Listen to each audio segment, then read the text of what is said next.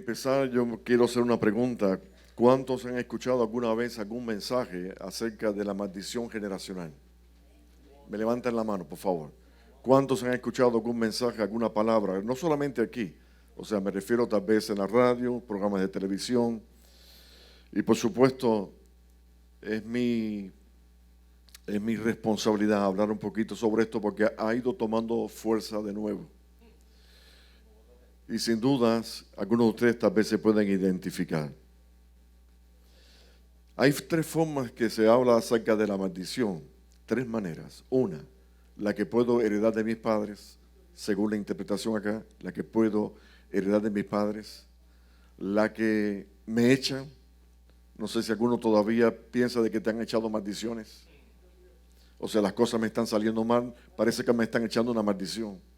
Repito, la que heredo de mis padres, la que me echaron o la que yo me busco. Quiero hablar de estas tres cosas. La que heredo de mis padres, bueno, sinceramente, yo me quedé pensando, yo quiero honrar a mis padres, pero cuando hablo de mi papá, él tuvo un periodo de tiempo que se alcoholizó. Era borracho todos los días, alcoholizado. Y yo me propuse en mi corazón, sin ser cristiano, de que yo no iba a ser como él. Y simplemente me lo propuse y no lo fui. Al parecer la maldición de mi padre no me alcanzó. No sé si me están escuchando. Vamos a hablar un poquito sobre este tema. Cuando algún predicador elocuente, conocido, famoso, comienza a hablar sobre un tema, generalmente parece que todos los demás se alinean y comienzan a hablar de lo mismo.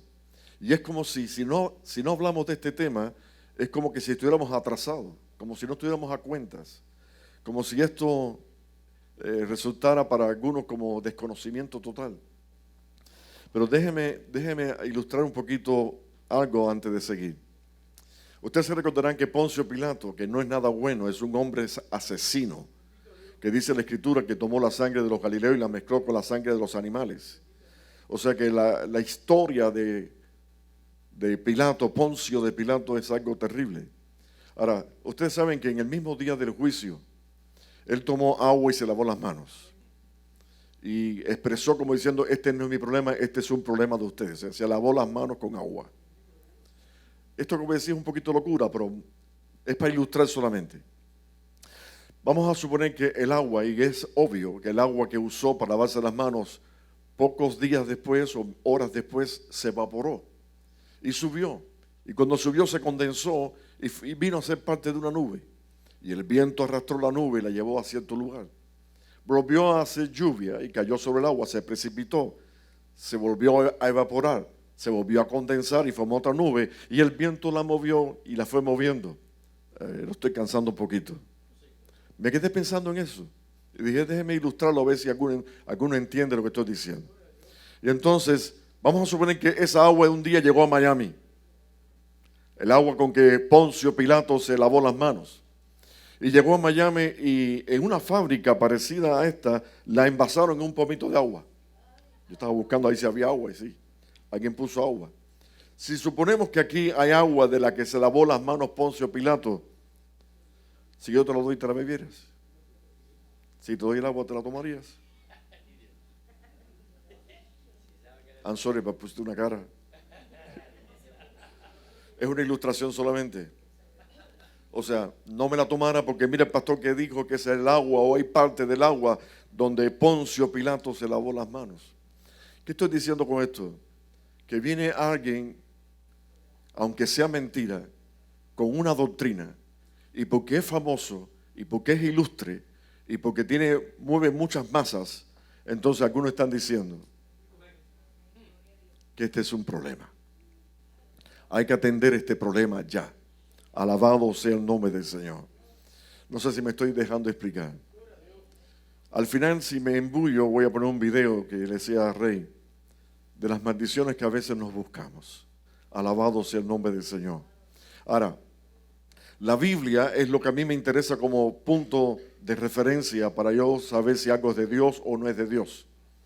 Cuando yo leo este pasaje, el pasaje final que leí, que dice, yo visito la maldad de los padres sobre los hijos hasta la tercera y cuarta generación, son los que me aborrecen, y hago misericordia a millares a los que me aman. Fíjense que aquí hay un contraste. El contraste es que algunos que me aborrecen, no está diciendo que todos les aborrece, sino que algunos que la aborrecen, yo voy a visitar la maldad sobre los padres, sobre los hijos, hasta la tercera y cuarta generación. Cuando decimos tercera y cuarta generación, me refiero hijos, nietos, bisnietos o tataranietos. O sea, esa es la cuarta generación, los tataranietos. O sea, yo los visito hasta la cuarta generación. Ahora, curiosamente, permíteme un paréntesis, curiosamente, ¿de cuántos años cuenta una generación? ¿De cuántos años cuenta una generación? Le voy a citar algunos pasajes bíblicos para que nos demos cuenta, donde más o menos tenemos una idea. Y por favor, si usted tiene otra opinión diferente, me la deja saber después. Pero por ejemplo, cuando Moisés o cuando Dios se le aparece a Abraham y le dice, ten por cierto que tu generación o tu descendencia sería esclavizada en una nación por 400 años. Repito, por 400 años, hasta que lleguen a la cuarta generación, y entonces los haré retornar a esta tierra.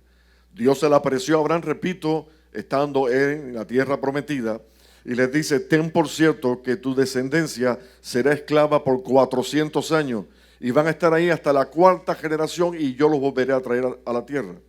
En otras palabras, pareciera entonces que una generación es de 100 años, porque si es 400 años y lo hace retornar a la cuarta generación, entonces pareciera que estamos hablando de que una generación es de 100 años. Pero si leemos el Salmo 90, el Salmo que escribe Moisés dice, son 70 y a lo más robusto 80, decimos, parece que cambió. Pareciera que cambió. Pero también pudiéramos verlo de otro punto de vista. Yo no sé si lo estoy cansando con esto. El punto de vista de que cuando una persona es mayor de edad, entonces es cuando se puede casar y procrear. Y mayoría de edad en Israel son 30 años. Y puede ser un promedio entre 30 y 40. Y eso más o menos lo corrobora cuando vamos al libro de Daniel capítulo 9 y habla acerca de que 70 semanas están determinadas sobre mi pueblo y sobre la santa ciudad que es Jerusalén para acabar con la prevaricación, o sea, con la rebeldía, para establecer mi pacto, o sea, para bendecir a mi pueblo. Y entonces, si tomamos las palabras de Mateo, no sé si me están siguiendo una palabra con la otra, que Mateo dice, hay 14 generaciones desde Abraham hasta David, y hay otras 14 generaciones desde David hasta la deportación de Babilonia, y hay otras 14 generaciones desde la deportación de Babilonia hasta Cristo. Entonces, si son 14 generaciones según la palabra, y lo escribe Mateo, y vamos a multiplicarlo incidentemente por 35, que sería el promedio. Si usted multiplica 35 por 14 son 490 años, que es el tiempo que marcó Daniel acerca de, desde la deportación de Babilonia hasta Cristo, hay 490 años, que son 70 semanas de años. Entonces, ¿por dónde me voy? Simplemente depende del tiempo y del promedio de vida de ese tiempo. Si usted va al tiempo de los patriarcas como Noé, como Enoc, y vamos Matusalén, usted no puede tirarlo por 35 años. Tiene que irse por mucho más. En otras palabras, nada importante. Pero fíjense ahora, le está diciendo, y yo no sé cuánto tiene la versión internacional, para poder entender esta parte del contraste entre la maldición que heredan, según la palabra aquí, los hijos sobre los hijos por la maldad de los padres, hay un contraste con los que en vez de ser injustos son justos.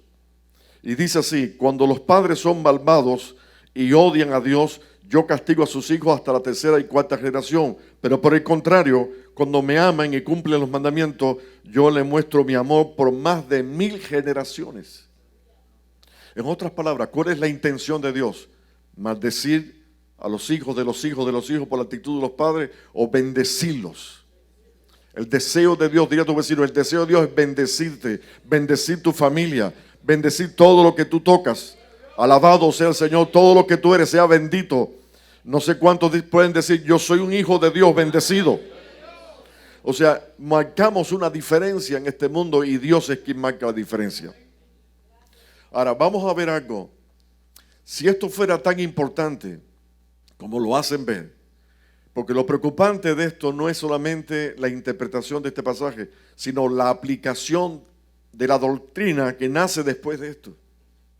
Porque hoy día los predicadores que están hablando de maldición generacionales, que heredamos de nuestros padres, alabado sea el Señor, nos quieren hacer ver también de que para poder romper con esa maldición tenemos que hacer un retorno, una regresión y volver al día de nuestro nacimiento. Imagínense, esto es un espiritismo. Esto es un espiritismo. Yo no sé si algunos de ustedes fueron espiritistas. Ya no son. Alaba a Dios. O sea, ¿cómo es posible volver al día de mi nacimiento? Como dijo Nicodemo, ¿cómo yo voy a nacer de nuevo?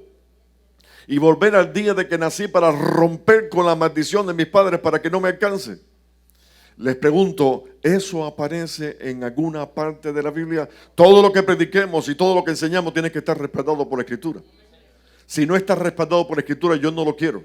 No me interesa, lo reprendemos en el nombre de Jesús. Porque yo quiero la palabra clara, sencilla, la palabra que yo sé que viene de arriba y no de abajo. O sea, ¿cómo yo puedo entonces interpretar esta porción de la Escritura? Vamos a ver algo. Hay un dicho, hay un refrán en Israel, que muchos de ustedes lo conocen posiblemente, que dice: los padres comieron las uvas agrias y los hijos tienen la dentera.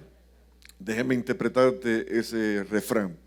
Es como diciendo, los padres comieron las uvas ácidas y los hijos nacen con los dientes picados. O sea, nacen con caries. ¿Me están siguiendo? Voy a repetir. O sea, los padres comieron las uvas agrias y los hijos tienen la dentera. O sea, como que tienen las muelas, los dientes, los tienen afectados. Ahora, dice el Señor, no permitiré más ese refrán en Israel. O sea, estamos hablando de algo que disgustó al Señor. Si lo quieren ver conmigo, lo voy a leer en el libro de Ezequiel, capítulo 18. ¿Cuántos trajeron su Biblia? Quiero que al final yo voy a hacer todo lo posible porque pueda entender con excelencia lo que estoy explicando, para que no puedan ser engañados, para que tengan seguridad. No importa quién es que predique esto, no me importa quién lo predica. O sea, yo quiero saber por la palabra si esto es de Dios o no es de Dios. O sea, ya yo les dije que hay doctrinas que nacen de este tipo de enseñanza, doctrinas que nos alejan y nos entorpecen y nos pueden hacer caer en la mentira. Y es importante entonces establecer lo que dice la palabra para que ninguno de ustedes sea engañado, porque dice, aún los escogidos, si fuera posible, serán engañados. En Ezequiel capítulo 18 dice, vino mi palabra de Jehová diciendo, verso 1, ¿qué pensáis vosotros los que usáis este refrán sobre la tierra de Israel? ¿Qué dice? ¿Cómo dice el refrán? Los padres comieron las uvas agrias y los dientes de los hijos tienen la dentera. Ya me entendieron lo que quise decir porque ya lo expliqué. O sea, hay consecuencia, el papá comió uvas ácidas y entonces inevitablemente, invariablemente, el hijo nace con la dentadura afectada. Ahora dice el Señor, vivo yo, verso 3, vivo yo, dice Jehová el Señor, que nunca más tendré por qué usar este refrán en Israel.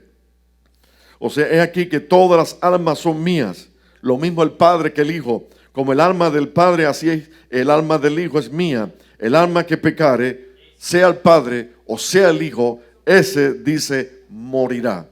Voy a repetir. Un refrán muy conocido en Israel, tal vez para algunos es primera vez que lo leen. Tal vez. Y si es primera vez, subrayo en su propia Biblia. O sea, un refrán, algo que se repetía mucho en Israel para aquel entonces, como dando a entender que es irremediable, es invariable, que si los padres, si mi papá es borracho, yo salgo alcohólico. Que si mi papá es un drogadicto, yo salgo un adicto a la droga. O sea, es como que no hay forma de escapar. Alabado sea el Señor. Pero yo quiero decirle que está establecido que de modo, si alguno está en Cristo, si alguien acepta a Cristo, las cosas viejas pasaron, he aquí todas son hechas nuevas. O sea, estamos hablando cómo yo miro, cómo interpreto, qué aplicación yo le doy. Ahora como pastor, ¿qué enseño yo a la iglesia? ¿Debería preocuparme? ¿Deberíamos preocuparnos? ¿O cuál es la verdadera preocupación que debiéramos tener sobre esta enseñanza? O sea, este refrán fue dicho en Israel, pero a Dios no le gustó para nada. Vamos a ver algo, el verso 18 de ese mismo capítulo 18. Dice, si su padre por cuanto hizo agravio y despojo violentamente al hermano, hizo en medio de su pueblo lo que no es bueno, he aquí que él morirá por su maldad. Y si dijere, ¿por qué el hijo no llevará el pecado de su padre? Porque el hijo hizo según el derecho y la justicia y guardó todos mis estatutos y los cumplió. De cierto, ese hijo vivirá. En otras palabras, versos 20, el alma que pecare esa morirá. El hijo no llevará, ¿alguien lo quiere repetir conmigo? El hijo no llevará el pecado del padre, ni el padre llevará el pecado del hijo. La justicia del justo será sobre él, y la impiedad del impío, sea papá o sea hijo, sí cae sobre él. O sea, en otras palabras, Dios no me deja un margen, Dios no me da una oportunidad, Dios no me permite a mí interpretarlo como que si mis padres hicieron lo malo, yo estoy heredando la maldad de mis padres. ¿Alguien me está siguiendo? O sea, posiblemente, yo no quise decirlo, pero es el ejemplo que podía dar de mí mismo, que yo sin ser cristiano, sin haber conocido a Cristo, yo dije, yo no voy a ser como mi papá. O sea, un alcohólico que todos los días llegaba a la casa borracho, diciendo incoherencias, alguna actitud, a veces hasta llorando. Alabado sea el Señor. Y me lo propuse y hasta aquí Dios me ha guardado. Mucho menos ahora que conozco a Cristo. Alabado sea el Señor. O sea, la Biblia no, la misma palabra no me permite de que yo use esto como una interpretación. Ahora, este refrán aparece 2 veces en la Biblia. Curiosamente, no solamente Ezequiel, sino Jeremías también lo menciona. En Jeremías capítulo número 31, verso 29, para leer un pedacito, dice, en aquellos días no dirás más, los padres comieron las uvas agrias. De nuevo el mismo refrán. Y los dientes de los hijos tienen dentera. Ahora dice, sino que cada cual morirá por su propia maldad. Los dientes de todo hombre que comiere las uvas agrias tendrán su dentera, sea el papá o sea el hijo, pero no va a heredar el hijo lo malo que hizo el padre, no tiene que pagar por las cosas malas que hizo el padre. Bendito Dios. Y ahora fíjense algo interesante. Esta porción bíblica viene en el contexto donde el Señor habla acerca del día del parto en la sangre de Jesucristo. Dice el verso 31. He aquí que vienen días, dice Jehová, entre los cuales haré nuevo pacto con la casa de Israel y con la casa de Judá. No como el pacto que hice con sus padres en el día que lo tomé de su mano para sacarlos de la tierra de Egipto, porque ellos invalidaron mi pacto, aunque fui yo un marido para ellos, así dice Jehová. Pero este es el pacto que haré con la casa de Israel después de aquellos días. Dice Jehová, daré mi ley en su mente, la escribiré en su corazón, y yo seré a ellos por Dios, y ellos serán para mí, por pueblo, y no enseñará más a ninguno a su prójimo, ni ninguno a su hermano, diciendo, conoces a Jehová, porque todos me conocerán, desde el más pequeño de ellos hasta el más grande, dice Jehová, porque yo perdonaré la maldad de ellos y no me acordaré más de sus pecados. Este es el pacto de la gracia. Si ustedes se fijan, el libro de Hebreo lo menciona en el capítulo 10, verso 16. O sea, Dios vuelve a repetir, no permito más esta enseñanza. O sea, no es mi intención, no es mi propósito decirle que nosotros vamos a arrastrar la maldad de nuestros padres. Alaba a Dios. Entonces, no debe preocuparme, dile a tu vecino, no debe preocuparte la maldición generacional. O sea, la maldad que puede venir de mis padres. Alabado sea el Señor. Cada cual es responsable, cada alma tiene que dar cuenta. El hijo dará cuenta por sí mismo, el padre dará cuenta por él. O sea, no vaya a llevar la culpa. Alabado sea el nombre del Señor. Si ustedes se fijan, cuando salen de Egipto, o sea, después de los 400 años, y entran en la tierra prometida, estamos hablando de un periodo de tiempo breve, hasta que van a entrar a la tierra prometida, son 40 años en el desierto. O sea, si fuera hasta la tercera y la cuarta generación, muchos de los que salieron de Egipto, por supuesto que eran postrados, pero los que nacieron en el desierto no tuvieron nada que ver con lo que hicieron los padres. Los padres quedaron postrados en el desierto, pero los hijos siguieron en el plan y propósito de la conquista de la tierra prometida. O sea, tampoco tiene aplicación la generación maldicional la maldición generacional con respecto a que los hijos llevan la culpa de los padres. Ahora, la pregunta que quiero hacerles, si fuera tan importante, si fuera un tema trascendental, ¿por qué no aparece en el Nuevo Testamento ese mandamiento. Voy a repetir. Si fuera algo tan inminente, tan trascendental, tan importante, ¿por qué Cristo no lo menciona? Les pregunto, ¿alguna vez Cristo mencionó? ¿Por qué ninguna de las cartas que veremos, las cartas paulinas, las cartas de Pedro, las cartas de Juan, por qué no lo menciona? Si es tan importante, ¿por qué los apóstoles no lo mencionan? Ahora, ¿hay algo parecido en esto? ¿Hay algún pasaje, algo que se asemeja a este tema? Hay uno, solo uno. Juan capítulo 9. Ustedes se recordarán que en Juan capítulo 9 se menciona a un niño, a un hombre que nació ciego. Nació ciego. Y entonces el Señor se acerca al joven, al hombre joven que había nacido ciego.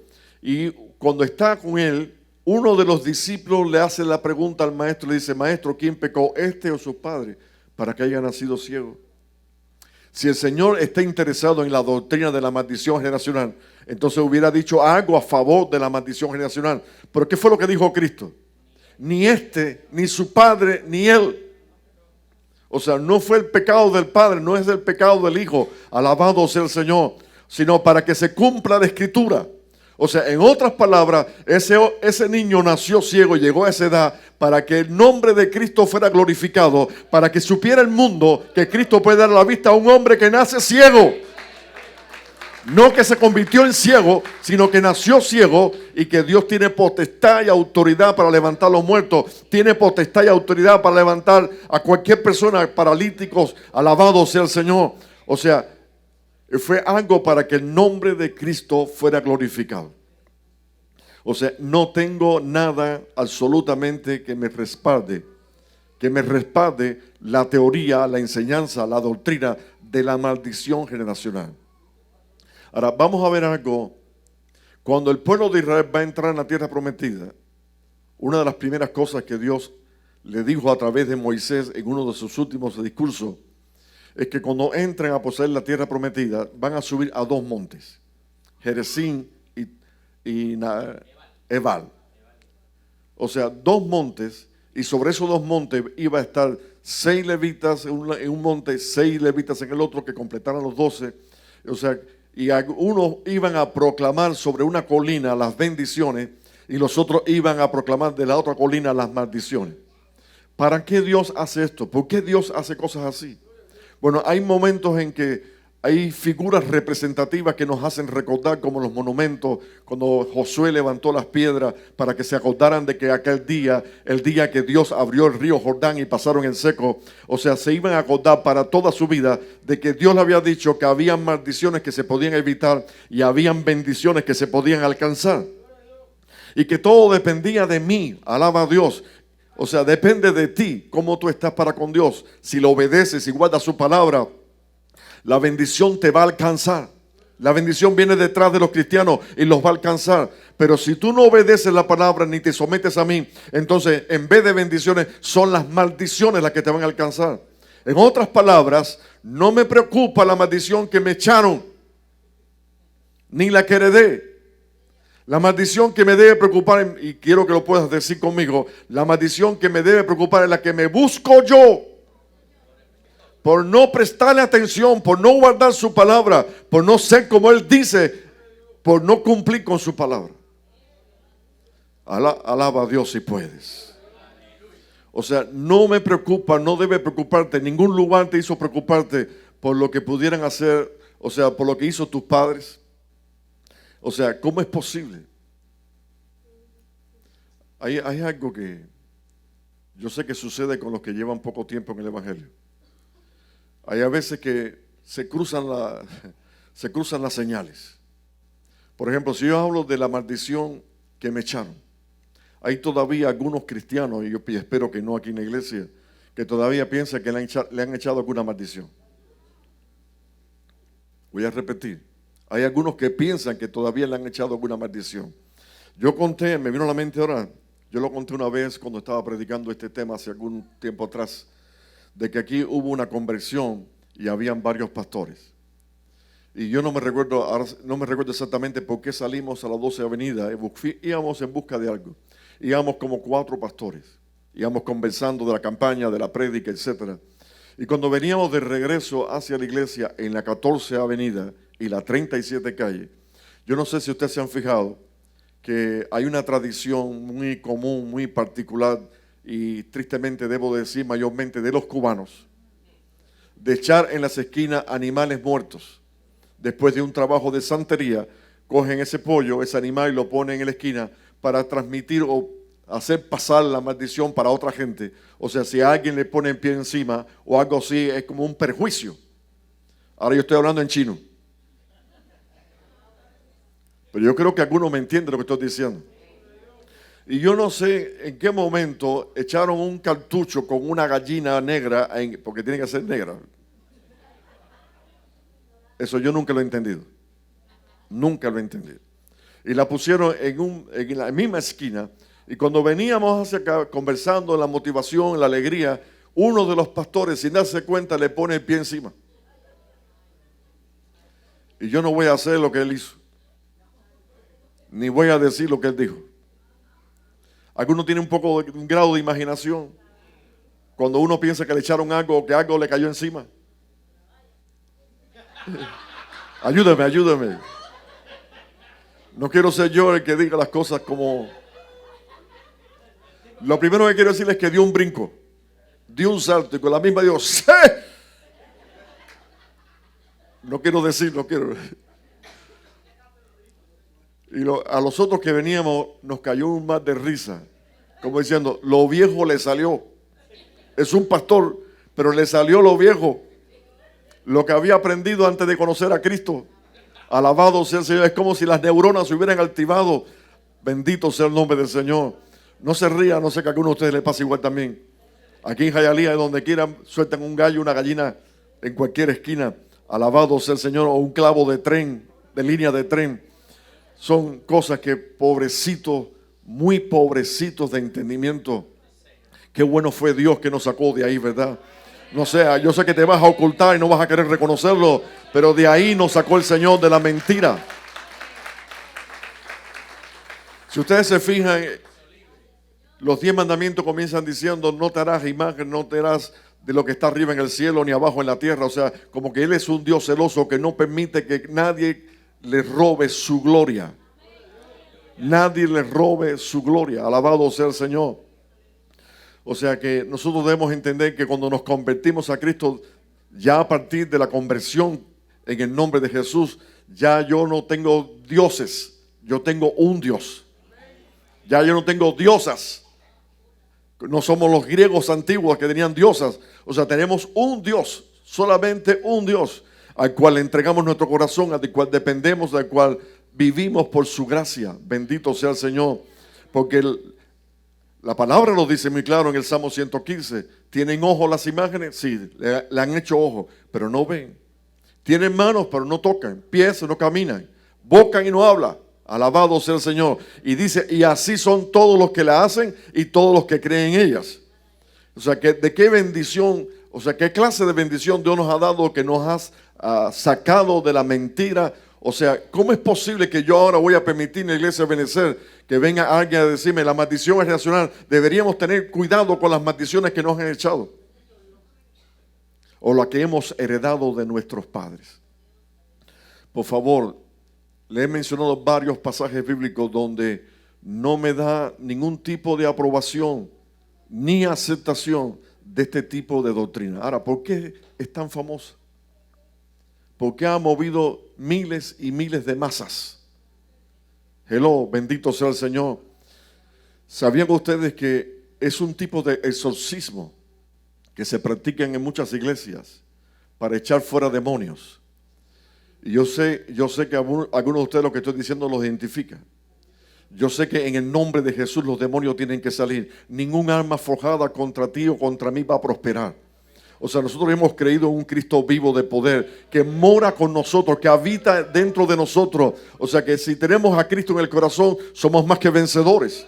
O sea, ¿qué alma forjada, qué clase de demonio, quién puede hacerle frente a un hijo, a un ungido de Dios, a alguien que conoce a Cristo y le ha entregado toda su vida? ¿Por qué vamos a tener miedo? ¿Por qué voy a estar yo enlutado? Como si fuera la opresión de un enemigo. El jueves, no sé si está aquí, yo sé que es un hermanito nuevo, que entró a nuestra iglesia, equivocadamente trajo un ídolo. Eso fue el jueves. José Carlos me lo dice, se habló, se le explicó, se le dijo, entendió. Y nosotros lo que hicimos fue echarlo en la basura. Miguelito nos ayudó a echarlo en la basura. O sea, ¿por qué lo hicimos? Porque tenemos conocimiento de en quién hemos creído. Que nada de esas cosas que hacemos para glorificar su nombre nos puede traer algún tipo de mal. Nada de esto puede traer daño sobre un hijo de Dios. Nosotros sabemos en quién hemos creído. Por favor, ¿cuántos de ustedes saben en quién creyeron? O sea, hemos aceptado a Cristo como Señor y Salvador. Alaba a Dios si puede, bendícelo. Bendice el nombre del Señor.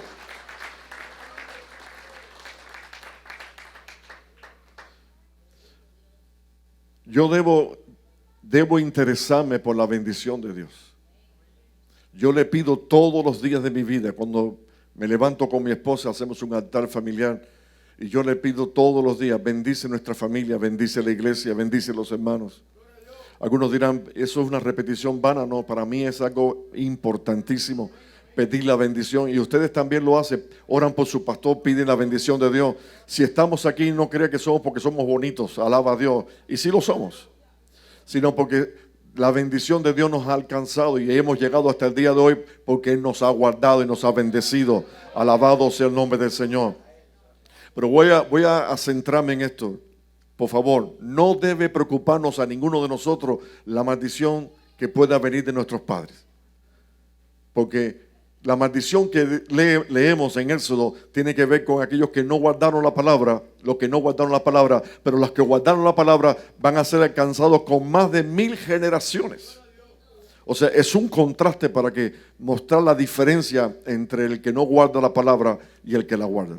O sea, no debe preocuparme la maldición de mis padres, que hicieron o que no hicieron, ni debe preocuparme la que me puedan echar. A mí lo que me interesa es estar a cuentas con el Señor. Es la maldición que yo me puedo buscar.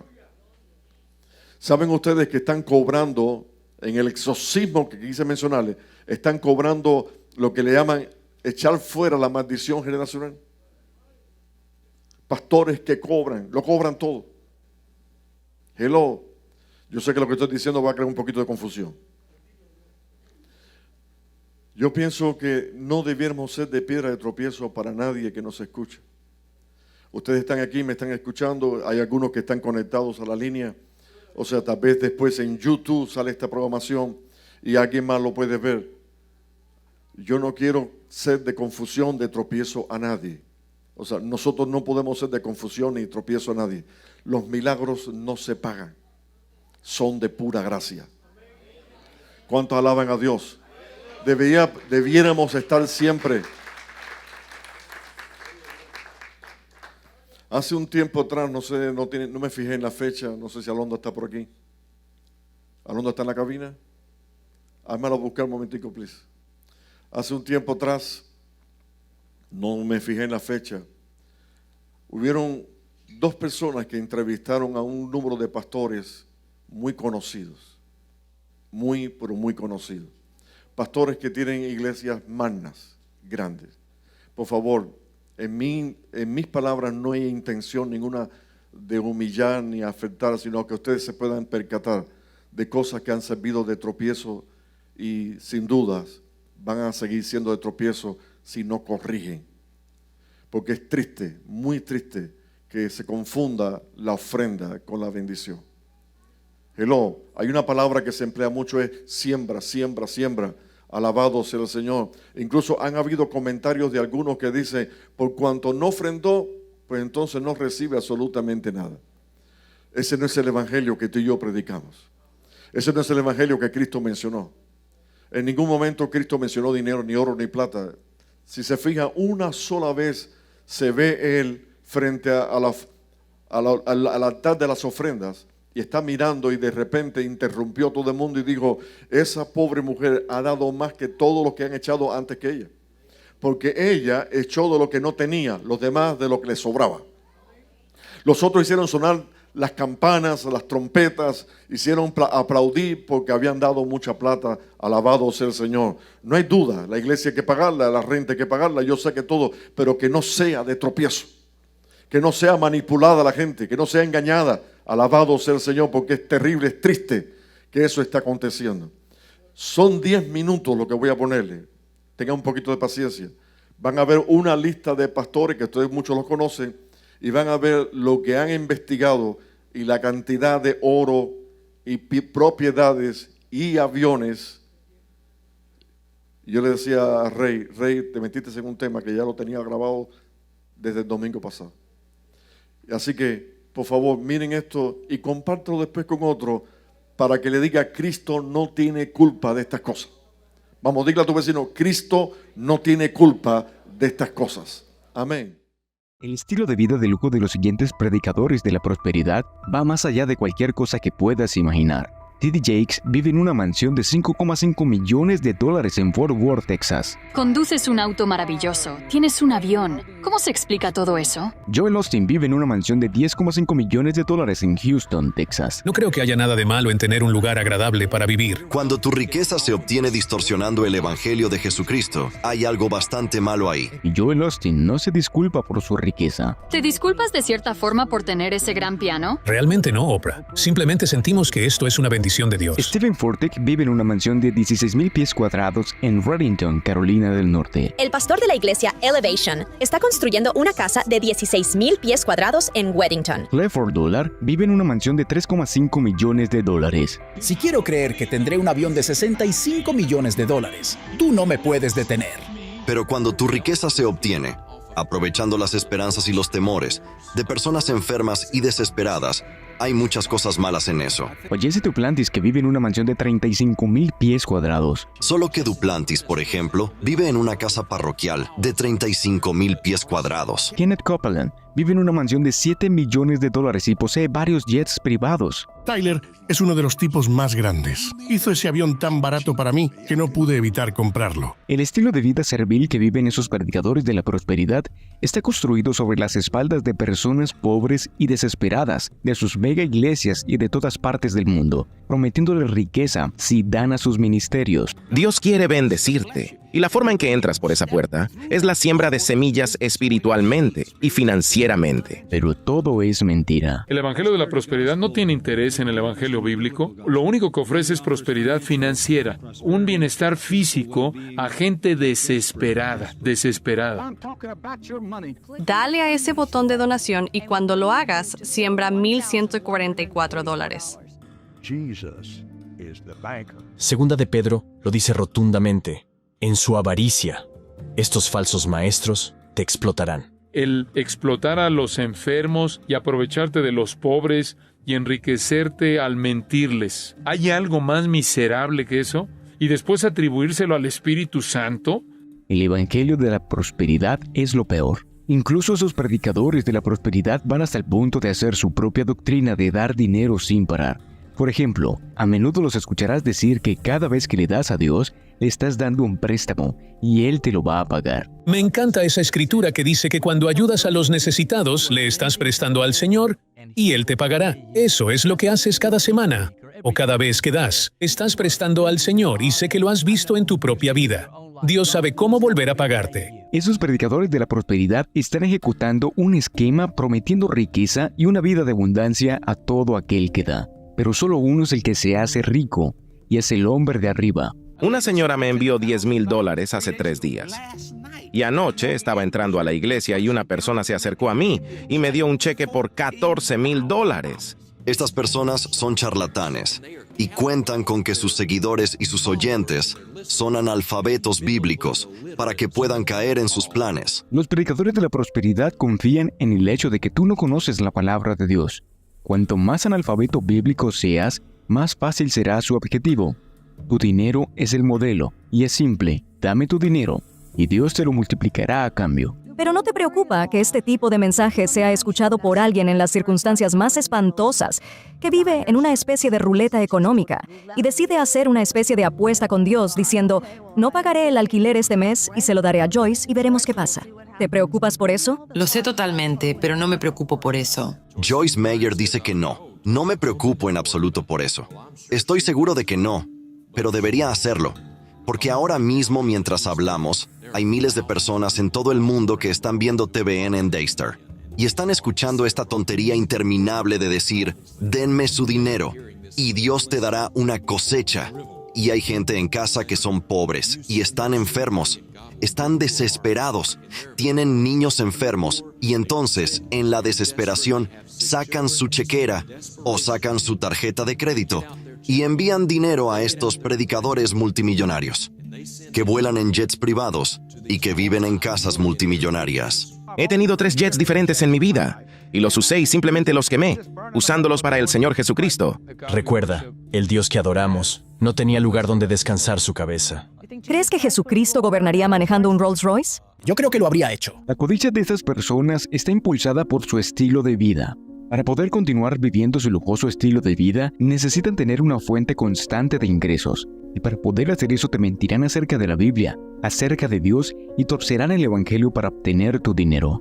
Esta es la razón por la que esto ha crecido, porque miente al prometer éxito y salud y riquezas. Dios te está hablando para que siembres por $1,000 esta noche. Te pido esas cantidades porque quiero ver tu fe liberada hoy mismo. Cuando siembras cantidades mayores, liberas la fe, y cuando la fe es liberada, el Dios Todopoderoso liberará la cosecha. Hombres como mi tío están devorando a las personas. Es un completo engaño. No hay lugar para eso en la iglesia. Ningún pastor debería hacer eso. No hay un modelo bíblico para decir, oye, dame todo tu dinero. Eso es una estafa. Principio 4. Tú determinas el tamaño de tu cosecha cuando siembras tu semilla. ¿Necesitas una gran cantidad de cosecha? Siembra entonces muchas semillas. ¿Necesitas una gran cantidad de cosecha? Siembra entonces muchas semillas. Así que si tienes cáncer o si tienes un niño enfermo y moribundo, en el mejor de los casos deberías cavar profundamente. Porque cuanto más grande sea el milagro que necesites, más grande será la semilla monetaria. Queridos hermanos, sembrar y cosechar es un concepto bíblico. Sí, lo es. Pero la mayoría de las veces, cuando la Biblia habla de sembrar semillas, la semilla a la que se refiere es en sí misma la palabra de Dios. Así que si quieren sembrar alguna semilla por todos los medios, les animo de todo corazón a que siembren la palabra. Siembra esta semilla en las vidas de las personas y observa a Dios traer una cosecha de almas. God needs you saved. He needs you full of the Holy Ghost. He needs you well, and He needs you strong, and He needs you rich. Queridos hermanos, Dios nos ama. Pero no se equivoquen al respecto. Dios no nos necesita. Él es el alfa y la omega, el principio y el fin, el primero y el último, el maravilloso consejero todopoderoso. Él es el príncipe de paz. Él habló para que el universo existiera. Conoce todas las estrellas por su nombre. No necesita nada ni a nadie. Sí, Dios nos ama, pero no nos necesita. Lo necesitamos nosotros a Él. Y cualquier hombre que esté predicando un evangelio que dice que Dios nos necesita, está predicando un evangelio diferente. Y predicar un evangelio diferente no salva. Sabemos por qué el Espíritu Santo vino para convencer al mundo de pecado, de justicia y de juicio, y para que creyeran en el Señor Jesucristo. Él vino a dar testimonio de la verdad histórica del Evangelio, como dice Hechos 5. Él vino a capacitar a aquellos que predican su mensaje salvador, 1 de Pedro 1:12. Conocemos la obra del Espíritu Santo, y el Espíritu Santo es fiel al Evangelio. El Espíritu Santo nunca representaría de manera equivocada el Evangelio. Entonces, en donde quiera que la verdad del Evangelio es devaluada de manera visible, sabemos que no es la obra del Espíritu Santo. Por supuesto, no debemos irnos al otro extremo. En ningún caso es necesario dar para la obra de Dios, pues el mismo Señor Jesucristo no demandó de nosotros solo una parte de nuestra vida, sino que Él reclama toda nuestra vida. Sin embargo, dar para la obra de Dios debe nacer de un corazón agradecido y que desea bendecir a aquellos que Dios ha puesto para que guíen a su pueblo. No es una imposición, ni a través de la manipulación. No es un negocio con Dios, ya que para empezar, le damos a Dios lo que Él ya nos dio primero. Así que sí hay un modelo bíblico para ofrendar, pero este está muy lejos de ser lo que estos predicadores de la prosperidad están enseñando. Ahora esto es tan importante.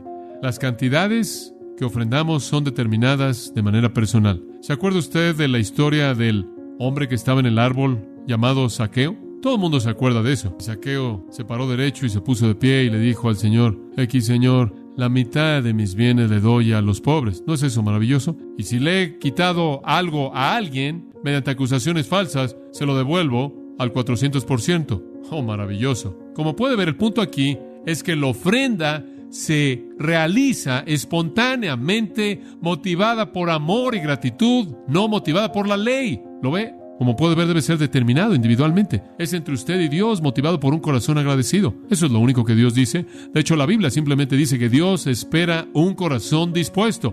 2 Corintios 8 habla de un corazón dispuesto. Eso es todo.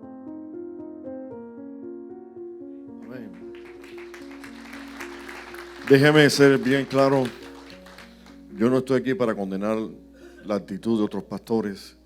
Simplemente quise dejar ver que muchas veces caemos en la trampa de lo que es la avaricia. Mis hermanos, no es pecado de que los líderes, los pastores tengan una casa donde vivir. Porque yo soy testigo de que aún la que tengo, Dios me la regaló. Y hay algunos que no conocen el testimonio y algún día se los daré. O sea, yo no vine para condenar. Cristo no vino para condenar. Pero estas cosas es bueno que las veamos en nuestra propia iglesia. Y aquí es donde yo digo, hay maldiciones que tenemos que tener cuidado, que son las que yo me busco por serle de tropiezo a otra gente.